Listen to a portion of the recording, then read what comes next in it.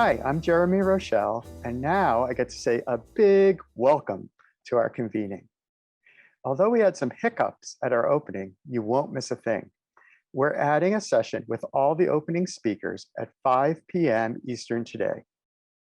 And we also want to know you can begin tweeting about this keynote and meeting. The hashtag is going to be put in the chat right now. It's circles21. You can read it in the chat. Now I want to show a picture that our graphic illustrator drew that illustrates this meeting. During the meeting, we're going to have a graphical illustrator at work, for example, recording this keynote. And the whole Circles meeting has been designed to bring us to a particular goal. To the right, you see a target, and it says strategies for broadening. In the closing 2 hours of our meeting, we're going to work together to define strategies that all proposals and projects can use to better do broadening, to remake broadening. To get there, we need to convene a community. That's what we're doing now. We need to meet our colleagues. You've already done that in the roundtables. We need to share our expertise. You'll do that later in Expertise Connections. And we need to envision what could be together. How can we better do our research? How can we better achieve our desires for diversity, equity, and inclusion? And so on and so forth. So I just wanted to show you this as an example of graphic facilitation. And throughout the keynote, our illustrator will be capturing Dr. Washington's remarks. And then afterwards, we're going to have a second page. And we're going to invite you, all our participants, to also share your ideas about what Dr. Washington has communicated. And also type into chat as you listen to the keynote, so this can be interactive. I'm now going to turn it over to Dr. Tori Rulak-Smith from NSF. Good afternoon. It is my pleasure to welcome you to today's keynote session. As Jeremy mentioned, I am Tori Rulak-Smith, Program Director at the National Science Foundation and co-lead for NSF Includes. As one of NSF's 10 big ideas for investment, NSF Includes seeks to enhance U.S. leadership in STEM discovery and innovation by employing collaborative approaches to address equity, inclusion, and broadening participation challenges in STEM.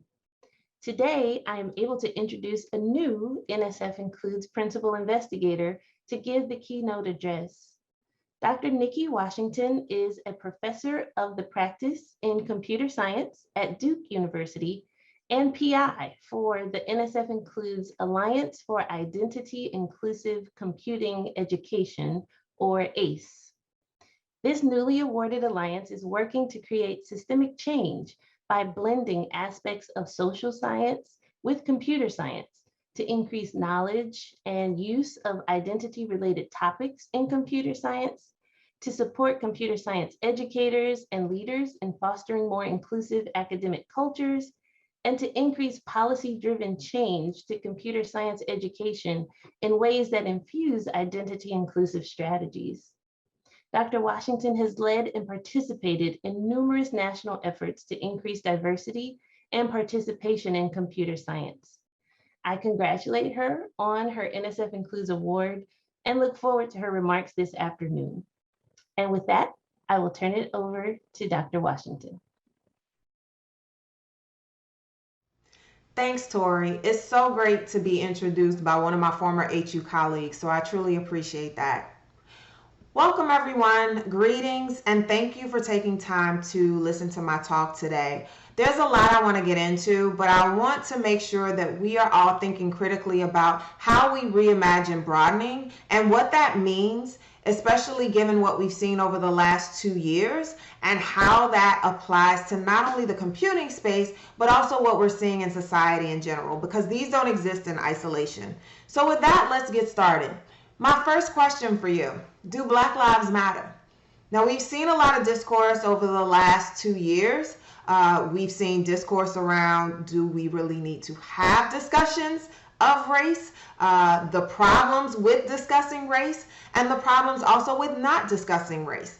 And I use this example to guide this discussion because I want us to understand how where we fit on the spectrum of our answer determines how much we actually reimagine broadening in general. So first, let's look at the example of Andrew Puckey, who is a 16-year veteran teacher in New Jersey, who at the end of an awards night for his high school last year blurted out the phrase, "All lives matter."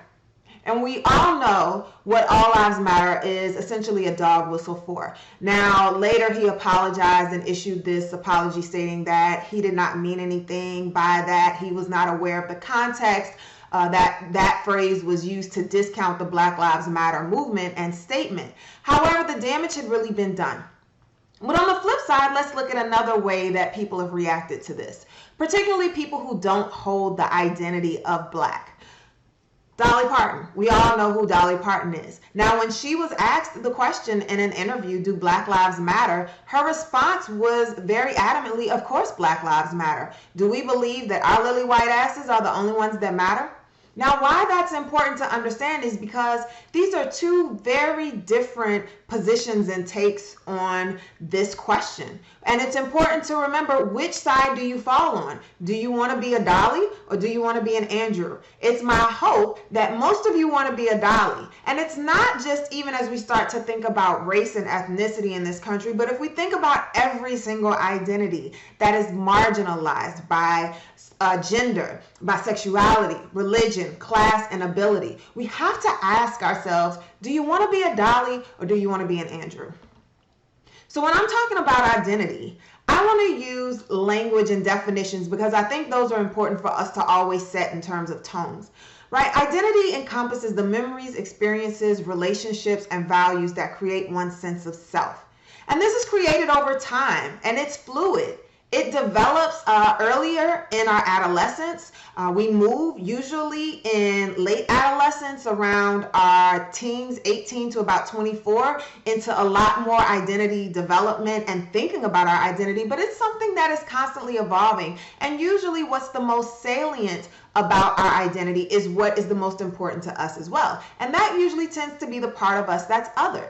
So for some it may be race, for some it may be ability, for others it may be class, etc. However, it's important to understand that all of these different parts that encompass our identity are important in a number of ways.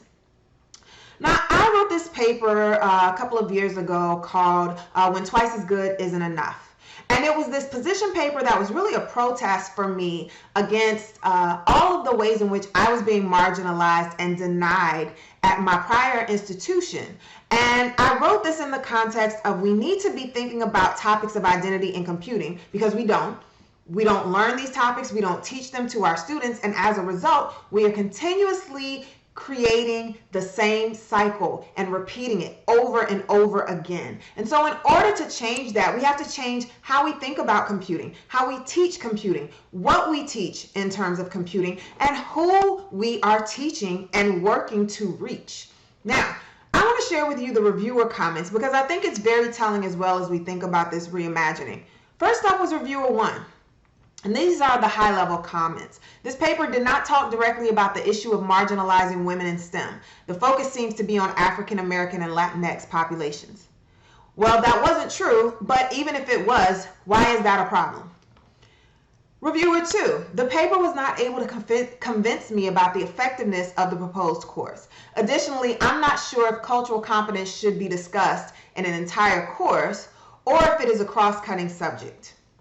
Reviewer 3, the description of the course itself is vague and sounds less rigorous than most CS courses, making it less likely to convince department heads to make it a required course.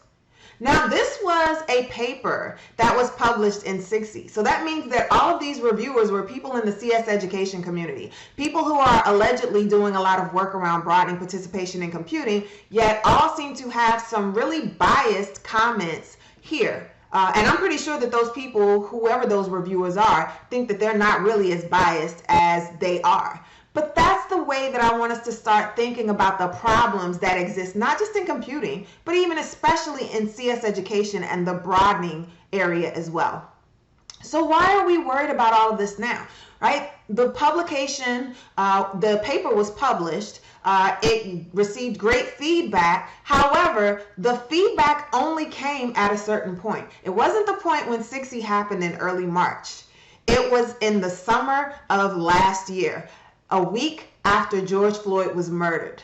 And it only happened because of my response back to people who were problematic on a listserv. So what does that say about our community when the killing of an innocent Black man is the spark that ignites people to start thinking about the ways in which we need to reevaluate computing education in this country? And then it wasn't just George Floyd's murder. There was Breonna Taylor's murder before that, Ahmaud Arbery as well, and countless other Black men and women that we've seen so far since George Floyd's murder.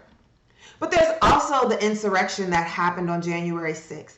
And all of these things that are happening outside of computing, but very much impact the ways in which we engage in this field. We teach, we learn, we grow, and we broaden. And so if we're not thinking about these things and discussing them and incorporating these topics in ways that are meaningful for our students, we are doing a disservice not only to our students, but to our colleagues who also hold those identities. Because your Black students, your students who identify as transgender, your students who identify as women who are indigenous, they are experiencing the same things as your colleagues who hold those identities as well. Now, even though we had all of this effort and shut down STEM last summer and Black in the Ivory hashtags on Twitter where everyone was learning about the experiences of Black faculty, staff, and students at predominantly white institutions, we found over the course of the last year that even still there was a lack of support in terms of the Black Lives Matter movement in general. So there was a lot of energy during the summer. But research showed from the Pew Center that energy and excitement went down and decreased dramatically, especially among people who don't hold identities as Black. So what does that mean when people are conveniently deciding when to be outraged and when to be activists and when to do the work? One of the things that I really love about a conversation that Dr. Tressie McMillan Cottom had on a recent Red Table Talk this summer was that she asked the question, are you vested in fixing the problem? I don't want people asking me to give talks anymore. I don't want them to ask me to give interviews, because I'm asking you, are you vested in fixing the problem? Because I'm not interested in performing trauma anymore for you. Now, those were her words, but those are words that I reiterate as a Black woman as well. Are you vested in fixing the problem? Because if not, you're wasting my time and you're wasting everyone else's. So that's the first thing that you need to start thinking about, because being vested is not seasonal. It cannot be just because everyone is involved for the summer. A lot of us don't have the luxury of stepping in and out of this work because we live it, eat it, and breathe it since the day we were born. And we don't have that option to choose when to turn it on and off. And so if you're going to do this work, the first thing I need you to know is that being vested is not seasonal and it's not optional. It should be something that is continuous. You should be building upon it and growing and learning from it. Convenient activism does nothing for anyone. It is only performative allyship and performative activism. So we have to also focus in on the ways that we have been not only creating seasonal work, but also work that has not been as impactful as it should have been. And one of the reasons that we have not been as impactful as we should have been before in the space of broadening participation is because, according to my arguments, we are focused on the wrong problems. The focus in broadening participation, or CS education, or STEM education in a greater sense, has been focused on the students and the people who are the most minoritized. Those become the people who identify as Black, Indigenous, Latina or Hispanic, those who have intersectional identities, those from lower socioeconomic backgrounds. So essentially, if you're not a white or Asian, cisgender, heterosexual, able-bodied man from a middle to upper class income level, then the focus has always been on you. And it's been an issue of the pipeline, as it's often said. We can't get enough students. We can't get enough people who identify as X into the field. But when you get people there, what do you do with them? right? Then it's an issue of access. Like, oh, students need access. People need access. They don't have access to courses. But there's a great TED Talk by Dr. Anthony Jack that says access ain't inclusion.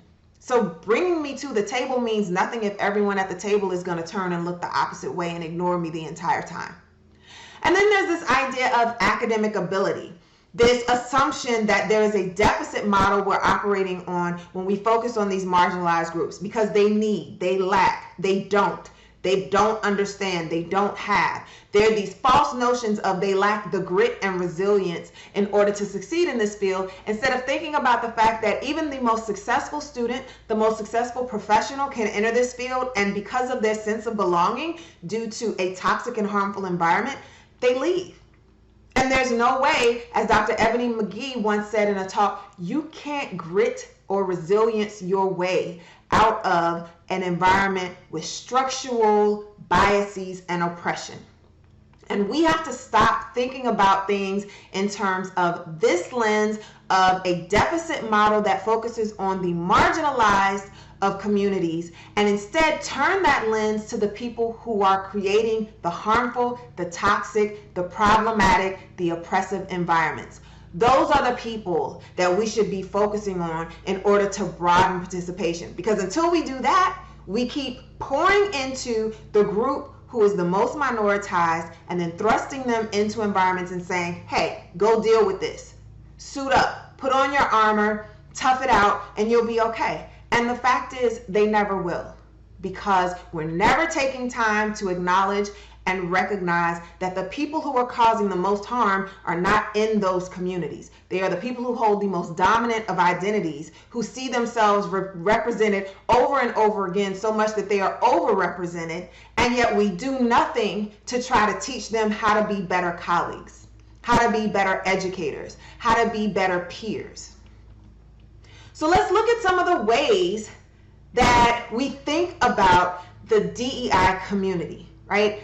I don't like to talk about DEI specifically because I think it's this catch-all phrase that just kind of ends up being something that doesn't really mean anything. But in this space, I want to use it to talk about what is the content that we tend to see taught at the K-12 through industry levels. So if we look at content at the K-12 level, it's mostly problem solving and fundamentals. In the college level, it's the same. But when we get to the industry, that's where we start to talk about implicit bias training for everyone, modules and workshops and things like that. And maybe somewhere along the line you have K-12 and college educators who do a quick online module that they can kind of do self-paced. And if you're like me, a lot of times, if you give me a module that I'm self-paced, I'm actually going to pull it up in one window browser, and then on my second monitor, I'm doing something else and I'm just answering the questions, right? Now, that's not how we affect change. What we need to do is start focusing at this level right here, the college level, where we can start, and also the K-12 level, where we start to teach about cultural competence, teach about identity, and make sure that not only our students understand it, but our educators understand it. Because we can never get the students to learn these topics if the educators don't as well. So how do we start to do that? First, you have to be able to assess yourself properly. Self-reflection takes a lot of work, a lot of honesty, a lot of hard truths, and a lot of discomfort. So first up, let's look at it from your home versus professional life. Who's in your 5? Who are the 5 people that you engage with the most? What are their identities? If everybody looks like you, how does that change how you engage with people? Also, what are the conversations that you have on race, and who are they with? Are you comfortable having a conversation around race with someone who does not hold your racial identity? Do you use phrases like, I don't see color, my best friend, partner, or neighbor is insert race, so I can't be racist or problematic? Or do you ask questions like, no, what are you? When you see someone who's racially ambiguous to you and you can't figure out exactly what box to put them in? Or do you tell people when it comes to their name, that's too hard to pronounce, so I'm just going to call you insert a nickname? All of these are ways in which people are often creating problematic and harmful environments for those that they're engaging with. But they'll tell you in a minute that I don't have a problem with race, it's not anything, it's not an issue, but there's a lot of work around colorblind racism and the ways in which it is even more harmful than those people who are overtly racist. So if we take race and replace that with gender, or sexuality, or religion, or class, or ability, and start to ask these same questions, what are the responses that you get? Where do you fall in this spectrum? And then what are the stereotypes that you believe about people who have certain racial, ethnic, gender, sexuality, class, and religion identities or ability? How do you engage with people in environments where you are the minority? It's often very easy for someone to be in an environment where other people are in the minority. But what about you? And I've had colleagues who've told me, white women colleagues, that they would not be comfortable working or being in an environment with children, K through 12 children who are black and brown, because it would be weird for them to be the only white person there. And my response to them was, how do you think that I feel, or most people feel, navigating in this world around y'all? Why is it okay for us to always be uncomfortable, but the minute that you have to be uncomfortable in any kind of way, it becomes something that's all bets off for you? What do you think children are going to do to you in an environment when they're there to learn? What assumptions do you make about people who hold those identities? And how complicit are you, right? Maybe you haven't said any of these things here or done any of these things, but have you been around people who've said them? And what have you done to speak up and speak out or speak against it? Or do you watch it happen and then go to that colleague or that student after it happens and say, I can't believe that happened. I'm so sorry that happened to you. Well, where was that comfort and where was that partnership when it was happening in real time? Then let's look at your professional life. What assumptions do you make about students and colleagues? How do you treat students who identify as insert identity? What about your colleagues who hold those identities? How do your beliefs overflow into your work? How do you yield space? Also, questions to consider overall. How have you created an equitable culture?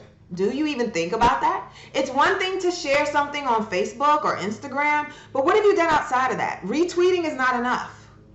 Who can afford to pursue computing? And by afford, that means financially and other ways as well, right? Who has the time to continue to argue other people down about their abilities to succeed? That may be something that I'm unwilling to do as a student. So now I can't afford to do that, so I'm going to go change my major. That's also what I mean about affording to pursue computing. Who do you uplift as the experts in the work around broadening in computing? I want you to pay attention to this, because I think that there's a lot of times we tend to focus in on the people who get the most money, the organizations who have the most notoriety, the people who have the biggest public presence. But those people don't always hold those identities of the students that they're working to uplift, support, and sustain. And so if that's the case, I want to ask you, who are the experts that you bring in? Are they Black? Are they Indigenous? Are they queer? Are they people with disabilities? Are they people who've grown up or are from lower socioeconomic backgrounds? Are they people of different religious beliefs? How do you discern who's an expert and who gets uplifted and who gets further marginalized? Because shouldn't the people who are the most minoritized have the most understanding of this work based on their positionality? How have you centered them? Do you, again, yield space? How have you done so? And how do you ask and force others to do so? And how have you given people agency to be their most authentic selves in these environments? What social scientists are you learning from and working with? We as computer scientists and in this space of computing tend to think that we know everything. And we tend to think that quantitative is so important, but we're lacking understanding of the qualitative. And because we don't uphold and uplift qualitative work in the way we should, we are seeing the direct results of that every single day in the problematic and harmful environments that are created for students and colleagues. What policies and practices are in place that exclude at your organization? And how are you actively working to change them?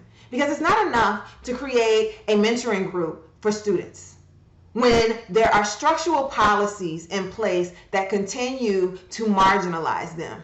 Mentoring is not going to be enough.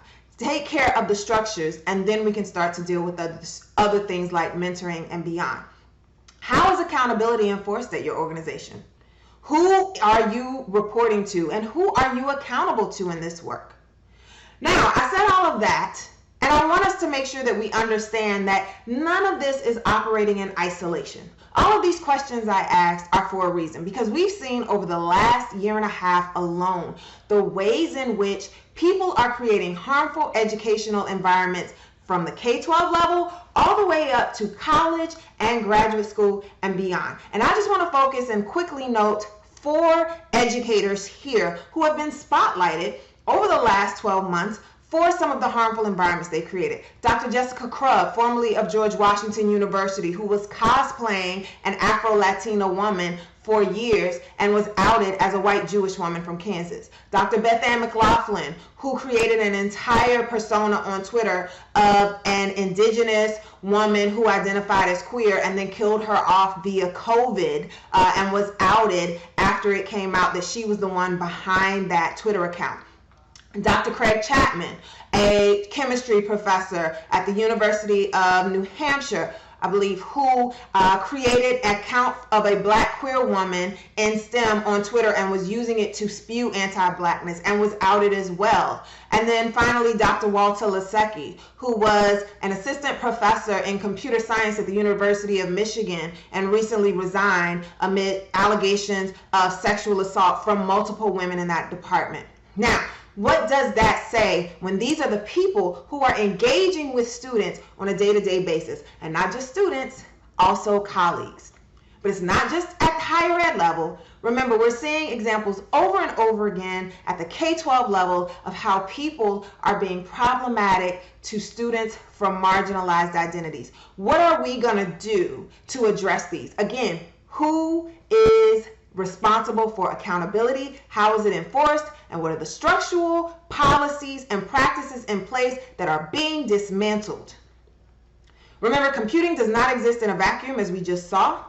So we see all of these examples here of different headlines over the last year and some change of how computing has been harmful to people from so many different marginalized identities: race, ability, sexuality, gender. What do we do when we're not discussing these in a way that helps students understand that we have to do better? But before we can do better in this space, we have to be able to understand historically how nothing we saw in those articles is operating in isolation. We've seen all of this before. We've seen these kinds of forms of oppression. And if we don't find ways to weave these into what we're teaching and what we're doing in our broadening work, then we're not doing enough, and we never will. So we need to talk about the Indian boarding schools that happened in this country and how that created generational trauma and the roots of white supremacy and how that has effectively harmed so many indigenous communities. We also need to talk about the civil rights movement and the fights against white supremacy and how that work still happens to this day. We also need to talk about the people, the activists and co-conspirators like Reverend James Reed, who risked everything, including being killed in Selma, coming down to fight for the rights of people who identified as Black in this country as a white man. We also need to talk about the ways in which white supremacy has also impacted others like Japanese Americans here following World War II. We talk about sexuality and gender and the ways in which the LGBTQ+ rights movement was so important and led by trans women of color.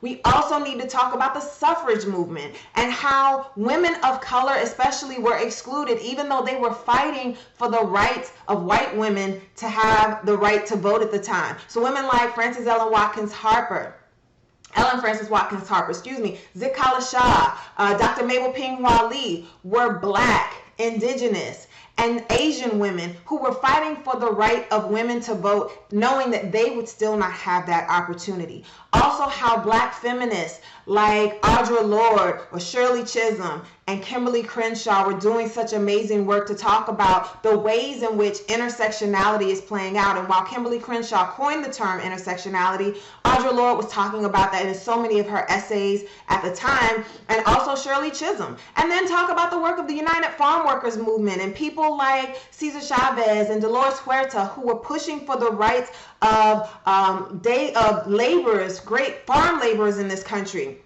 and how their activism was inspired by the civil rights movement. We need to talk about ways in which, in the computing space alone, we've had people who have been marginalized based on their gender and sexuality, and yet they have been some of the most influential inventors of their time of this field. Alan Turing, for example, we talk so much about how great he was and the father of computer science, but we don't talk about the ways in which he was effectively given hormone treatments as punishment for being gay, and how that led to his suicide.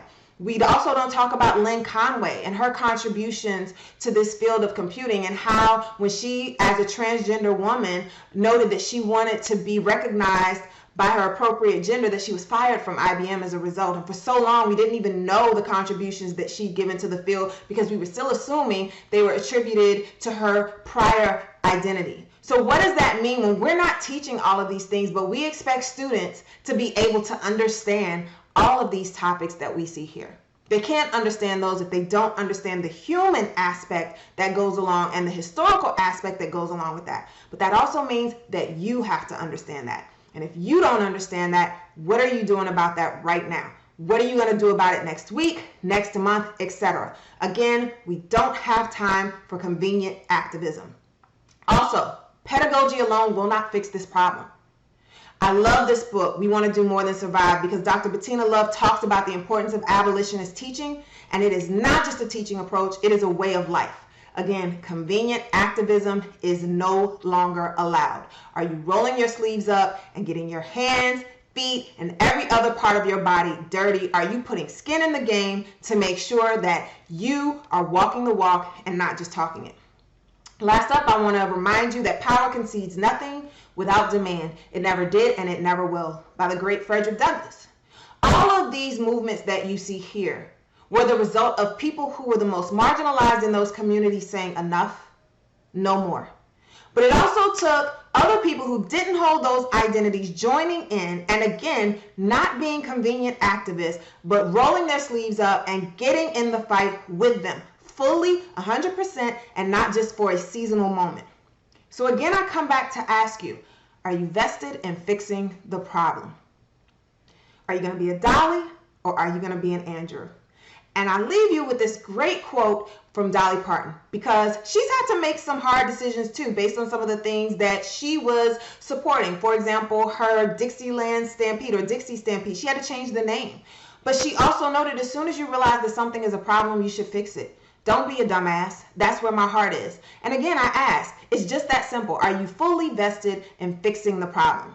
Now, if you are, I encourage you again to roll your sleeves up and get involved. There are a number of different ways that you can do so. A lot of them you will see here across this conference, but I also want to bring to your attention the amazing work that we're starting right now in year one with the Alliance for Identity Inclusive Computing Education, known as ACE.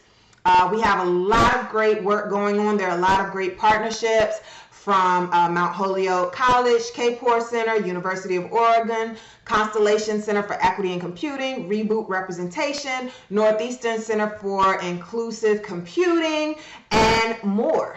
ABET, CSAB, CSTA. And so there are all of these ways, whether you are a K-12 educator or you are a college educator or you are a policymaker, you're in nonprofit spaces or industry. There's so many ways that you can start to plug into our work. I encourage you to take a look at our website. This is temporary. We're building out a much larger one. This is our main contact information for our email for the Alliance. We have an IG and Twitter account as well. And we also have opportunities right now in year one, but noting that year one is mainly for our implementation phase, so building everything out. But in year two, we will have opportunities for you to plug in across policy, practices, people, curricula and pedagogy, training, research, and policy. We're so excited to bring all of this to you, and I ask that you please continue to be involved. Stay involved, get others involved with you, because we can only solve these problems if we change how we think and we hold each other accountable. So with that, I thank you so much for your time, and I will turn it back over to you. Wow. Thank you, Dr. Washington. That was so powerful. Being vested is not seasonal. And I want to thank our graphic facilitator, our graphic illustrator for capturing our ideas as you spoke with us. We'll show those graphics soon. But the first thing I want to do is get interactive. I'm going to share in the chat a link to a poll everywhere. We want to know your reaction to the keynote. So we can share the screen now with the poll everywhere. And it's pollev.com/VILS. And that should be in the chat. There we go. We're starting to see some things appear already. I'm just going to play a little background music. There won't be any words being said while we're building this word cloud.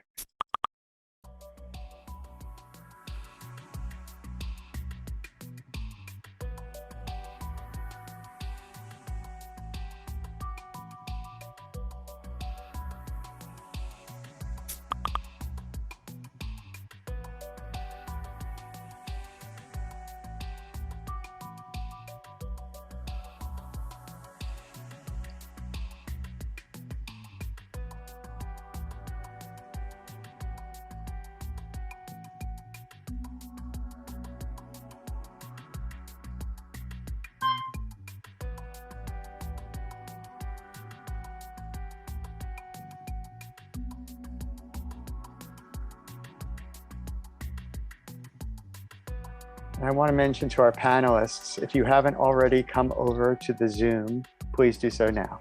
We'll be starting the panel discussion shortly.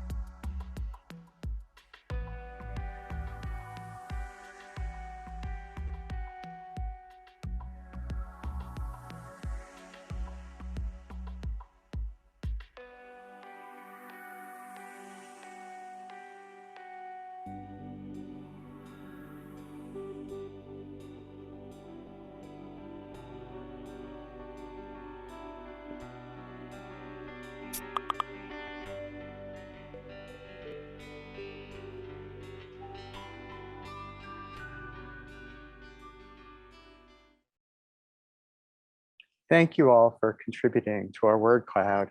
I'll leave it up for a few minutes, and then we're going to go to a different poll everywhere. It'll be in your same browser, and it will let you ask questions to the panel. So keep an eye out for that. But now I really want to, if we could we spotlight the work of our graphic facilitator on the last graphic illustrator on the last slide? What he produced for the talk. There we go. I just want you to see the richness of this.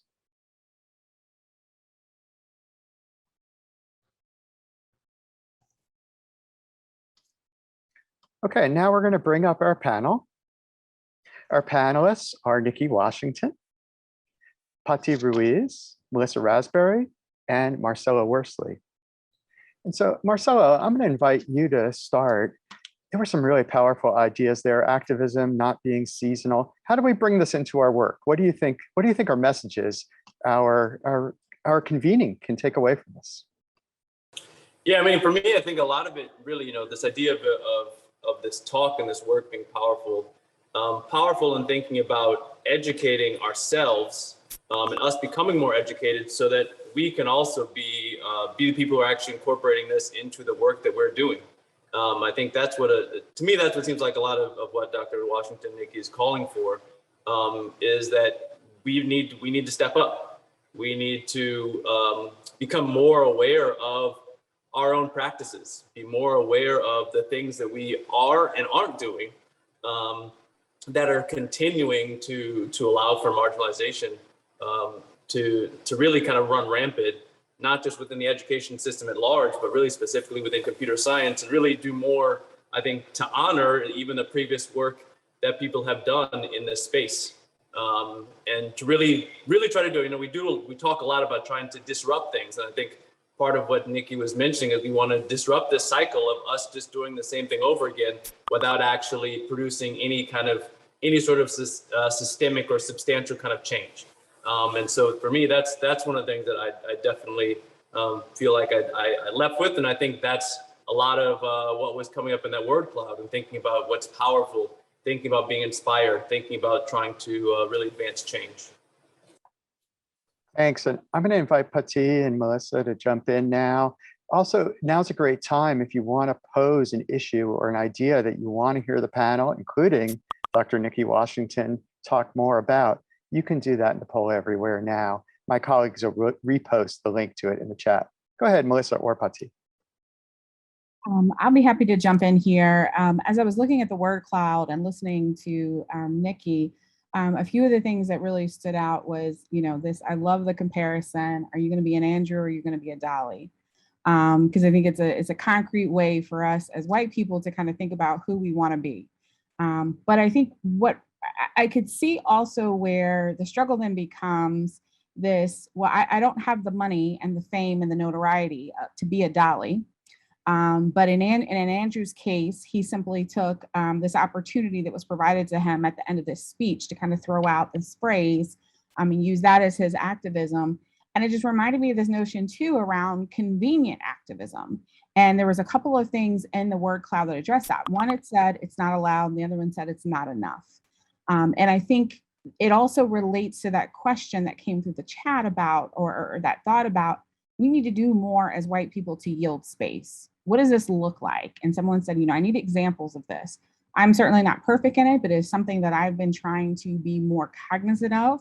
And so it can mean things like when provided the opportunity to serve in some sort of role as an advisor, as a mentor, as a PI or co-PI, taking a moment to step back and say, am I the best person to be in that role? Or is there someone else of color that is just as qualified, but may not have had that opportunity, and I can help to, lift their names up because they are in fact maybe way more qualified than I am.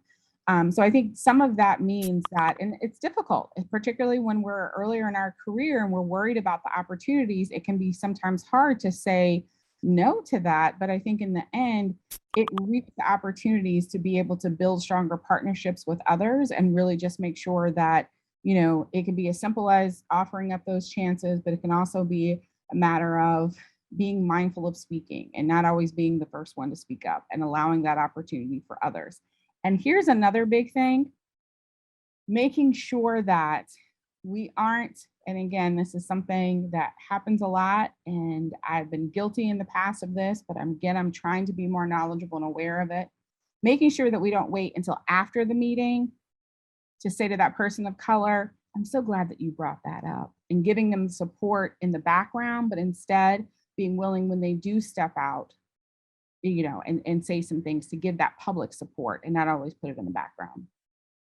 Thank you so much, Melissa, for all of those examples. I think this was something that was coming up in the questions in Poll Everywhere around yielding space and what can we do to do that. So thank you for giving us some concrete examples. What resonated for me about Dr. Washington's talk is the focus, the importance of us focusing starting in K-12 and starting at the college level around these ideas of cultural competency and identity. And I really appreciated that you brought up the work of Bettina Love and the work being done around helping K-12 and college level students and teachers talk critically around radical resistance and these issues of justice and inclusivity. So that really resonated for me. I was noticing the questions in chat, and one of the questions here was, how important is having social peers in learning computing? And I was wondering, I was also curious around hearing you speak a little bit more around this topic. Thanks. By social peers, are you talking about people who hold the same identities? I believe so, yes. Okay. I think it's extremely important because, for example, having that community that I can fall back on, and I can only speak from my experience and what I've had in terms of conversations with other students. My experience as a young Black woman attending a Black college meant that every class I showed up in, everybody looked like me. So I didn't have to worry about people questioning my ability, right? I just had to do the work, and there was friendly competition and healthy competition. And so I've talked to students who've been undergrads at predominantly white institutions, and they've talked about how they struggle because if they have a community, it's very small and it's not always easy to connect with each other. And sometimes you need that person who I can just let my hair down with and talk about some of the things that only they will understand. So I do think it's definitely important to have, but in the space that you don't have it, because not every student will be fortunate enough to have that, you have to have people who understand that students need a community and they're willing to be that community for them, regardless of whether they are white or indigenous or Asian or any other identity that they may not hold. I see also coming up in the poll everywhere, we have a lot of questions about how to yield space. I'm wondering if anyone wants to jump in and give ideas, but how can we do it?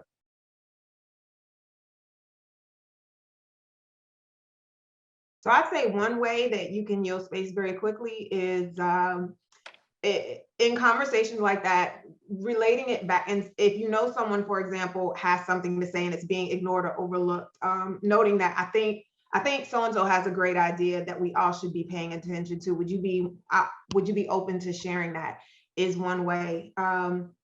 Also, in giving people the lead in certain things. If you know that someone has reached out to you to do something, it may be best if this person does it, because I think they have some really valuable contributions and I can assist them as needed. But those are just two ways of yielding space to think about. Can I add? I mean, I think some of the things, from a faculty perspective, it's when it's time to come up with teaching schedules. You honor and recognize some of the other challenges that people are going to be facing. Think about the fact that, oftentimes people of color, women, are oftentimes pulled into various committees, have a lot of other responsibilities. One way to yield space is kind of say, hey, you go ahead and you identify which classes you want to do, timing and whatnot, and we'll make sure that the rest of the stuff gets filled in. I wanted to go back to something else that Nicki pointed out too, related to language. I know I've had many conversations where people will talk about, they'll use terms like rigor. They'll talk about people not being sufficiently academically trained or don't have the right prior experience. And I think that's one of the other places where people can step in and point those things out, because many times the subtone of that is, this is a person of color, this is a woman, and because of that, they are not qualified. So there's ways that we have sort of embedded into our own academic language, ways that end up excluding people really because of their identities. And I think part of what Nicki's talking about doing is we have to completely turn that on its head. Get rid of that coded language, call out that coded language, and instead find ways to move away from this deficit mindset, and really start to value each of the identities that everybody is bringing, and specifically marginalized youth, or marginalized students and marginalized faculty, marginalized researchers, marginalized staff, that they're all bringing to the conversation, that they're all bringing to the space. Because I think when we try to maintain a very normalized or normative perspective of what is important within computer science, that's what keeps us with what we have now. And I think in order to kind of change that, we all have to be part of contributing to calling those things out and trying to correct for those things. And one space that I'm sorry, Nicki, go ahead. Go ahead. I was going to say one space where I think we have to be particularly mindful of that is in serving on review panels for NSF, particularly when you're talking about looking at the prior work of the PI or co-PIs or institutional capacity, ensuring that we're not looking at HBCUs or other or individuals who are just starting out, and not viewing them negatively because of that, but looking at the, because sometimes it is and you see it happen often, that when we see the institution or the organization that someone's from, those assumptions that come along with it, that, to borrow the long used things of the Peggy McIntosh, was that invisible knapsack of lots of things that come with that on the positive side of that. And then we make the assumption that if you don't have that background, then you're therefore not as worthy. So being really mindful of that in looking at proposal reviews. I think to also add some, to add to Marcelo's point, though, I want to reiterate that, and my co-pilot, Shawnee Daly, always says this: marginalized researchers do marginalized research.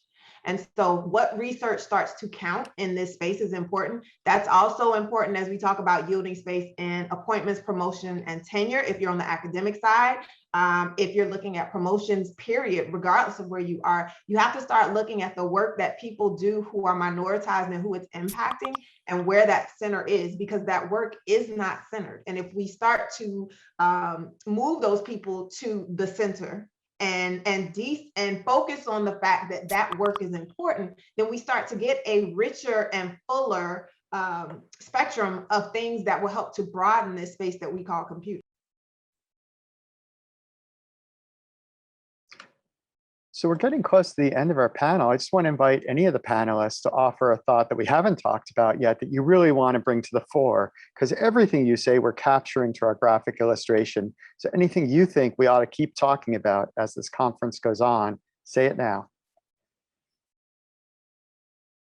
For me, the importance of definitions, and someone's said it in the questions and chats as well, the importance of defining these terms of inclusion, diversity, and broadening our definitions and being on the same page and operationalizing these terms, and also including all minoritized and marginalized identities as we think about this, and really consider how these identities overlap and into multiple minoritized identities in some cases. So these definitions and the work of identity that Dr. Washington mentioned in the keynote, I think are very, very important. I guess the part I'd add too is I think noting the similarity as well as the uniqueness across different communities of people who are marginalized.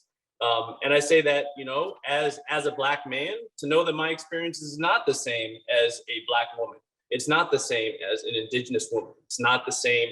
And so to make sure I'm also available to be intentional in listening and learning and understanding, and make sure that I'm also supporting the work that's happening across different marginalized groups.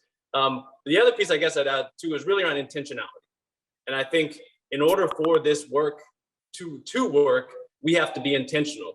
And I think that means working within our organizations to put practices and sort of, I guess I'd say, policies and understanding in place so that, one, you do as much as possible to prevent some of these issues coming up, but that you also have strategies in place so that when these things do come up, you actually have a model, you actually have a system for trying to address them. And it doesn't end up being the one woman in the room, the one person with disability in the room that has to be the one to step up. Right? If you can actually have a policy, have a system in place beforehand, that helps take some of the burden off. And I will say it is a burden that you oftentimes have to be able to bear. So really, that intentionality has to start even before the meetings, all the events start to happen. That you, as an organization, you guys need to, in some sense, get on the same page and do some of the work around defining what some of those terms are, and also identifying what are going to be the practices and policies that we're going to put in place to address these issues when they come up. I'm just going to ask Nicki to maybe have a final word as we start to wrap up the session. There's a new poll everywhere out as well about what you're going to take away from this session, so people can also fill that in. Nicki, what message do you want to leave us with? I'd leave you with the idea that a lot of this work requires structural changes.